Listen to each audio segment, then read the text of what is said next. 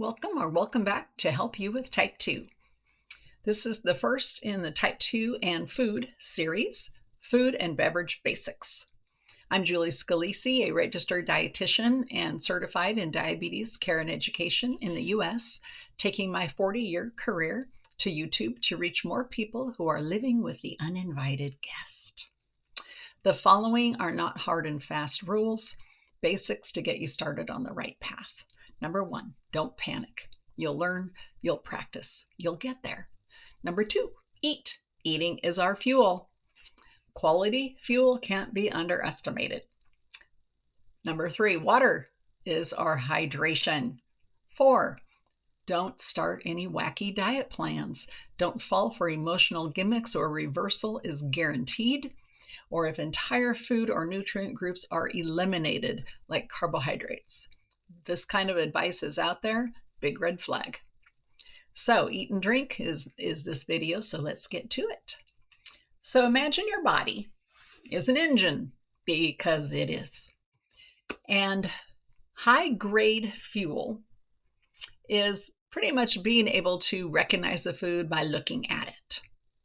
So number 1, let's start with plants, because that's like the captain of the ship. So carbohydrate is in plants, including fiber. And some carbohydrate foods actually are a really good source of protein. So starting off with vegetables. Half your plate is vegetables. Eat vegetables at least twice a day. Less processed, so generally fresh or frozen. And canned can be okay, but if you can do fresh or frozen, that's best. Fruit. Medium-sized portion of fruit. Doesn't matter that it's sugar. It's a plant. It's real food. It also has fiber in it and other vitamins and minerals. So include it on the side or in between meals for a snack. If you have it on its own, consider pairing it with a little peanut butter or some cheese or cottage cheese. Grains, whole grains, a quarter of your plate. Like brown rice, wheat berries, quinoa, tubers like sweet potatoes and yams, dried beans and peas. We call those legumes. In the UK, they're called pulses. Bonus, so quinoa and legumes also are the ones that have the tag-along protein with them. So bread is always a little hard to figure out how to talk about bread. So white bread, refined flour bread, does not have a lot of health value. It's great for holding ingredients in between for a sandwich, but not good in and of its own nutrition.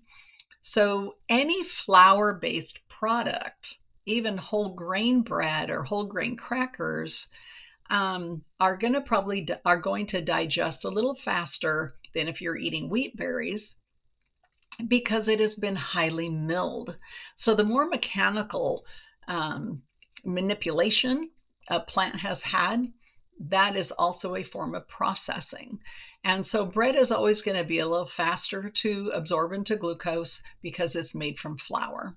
So buying sprouted wheat bread is a little slower into glucose, or maybe just deciding I'm just going to have open-faced sandwiches when I have them and use a big old piece of lettuce for the top part to keep the innards together. The other thing when you're looking at bread, make sure the first ingredient says whole whatever, if it's wheat or oats. And then another way is to look at the nutrition information, and whether this is crackers or whatever kind of a bread product, there ought to be at least 2 grams of fiber for every 15 grams of total carbohydrate. That is a ballpark thing, especially on bread and crackers, to get an idea if it's worthy of going into the shopping cart. Okay, the next thing of plants, nuts and seeds. Nuts and seeds are best raw, not roasted and salted. Again, more how Mother Nature presents the food to us. Avocados. Avocados are great plant foods to eat. They are not necessarily carbohydrate. They do have some fiber in them, but they are mostly a fat source. So you have to be a little careful about the portion size because they are loaded with calories from fat. So it's good to eat them, not them, but eat avocado. and enjoy it, but just in little bits and pieces. Okay, moving on to protein. So we already decided vegetables are half the plate, and a quarter of the plate is starches, and fruit on the side if you want it. And then the other quarter of the plate that's left is for protein. Fresh, lean meat or soy-based proteins like tofu or tempeh. If you're starting off with soy products, I would follow a recipe first. And I'm just saying that from experience. Fish, shellfish, eggs, low-fat dairy products like milk, cheese, or kefir, with the added benefit of fermentation from the kefir, or milk alternatives. Moving on to fats. Extra virgin olive oil, peanut oil, and avocado oil. Probably the best oils to use. Extra virgin olive oil is best eaten at room temp, using it on toast or as a dip with balsamic vinegar. And peanut and avocado oils are heat stable, so stovetop sauteing doesn't oxidize the fat, making them unhealthy. Okay, so those are the high-grade fuels. Low-grade fuels generally are ultra-processed foods. So processed foods are just mostly mechanically broken up, like, from a cut of meat to hamburger. This ground up might have had one or two seasonings added to it, but it hasn't been ultra processed where it's had nitrites added, or it's had coloring or art and flavoring, and more like 5 ingredients, of which are really modifying that food a lot from its natural state. So low-grade fuels, ultra-processed food. Number 1, sugared and sugared sweetened items, usually right along with a lot of salt, fat, salt and fat added to processed grains. So cookies, candies, and soda pop, fruit juice. Even though it's only really one item, it's for diabetes, it's about the same in blood sugar as soda pop.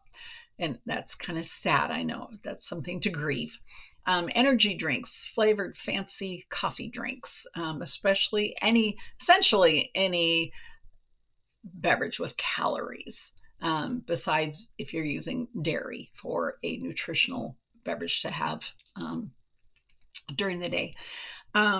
So fast food, chips, boxed dinner dish mixes, and then processed meats like bacon, sausage, hot dogs, and lunch meat.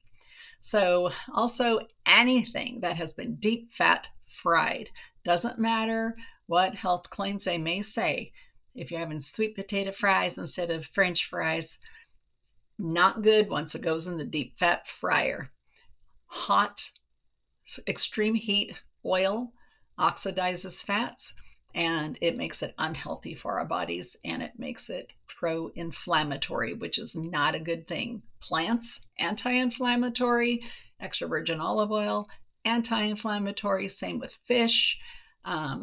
Anything that's been deep fat fried, highly processed, lots of sugar, these are all pro-inflammatory and not good for our health today or tomorrow. Okay, beverages. Moving to beverages. Water is our hydrator. If you just say, oh, that is so boring, try adding lemon or lime to it. Even, chunks of lemon and lime, or squeezing some lemon and lime juice in it. Or infuse with blueberries or raspberries or marionberries. If you're still unengaged with these ideas, try carbonated water or flavored carbonated water. Still not thrilled? Then diet soda. Not great yet with diabetes. Diet soda definitely wins between choosing that or regular soda. So everybody copes differently when faced with diet, medication, monitoring, and medical visits that happen when type 2 enters the picture. Give yourself time, start with the basics, and ask for a referral to diabetes education, and keep in touch here. So I've added a link that you can download for a handout for this lesson. If you like those, let me know because I can keep trying to do that. Next up in the type 2 and food series is food effects on blood glucose. And that's a big topic. It's probably going to be a 15-minute event. I don't know how I can get it much closer, or shorter than that. So please see my disclaimer in the video description that this channel is education, not a replacement for personalized diabetes management advice. So for today, one step forward. Thank you for sharing this time with me. Bye-bye.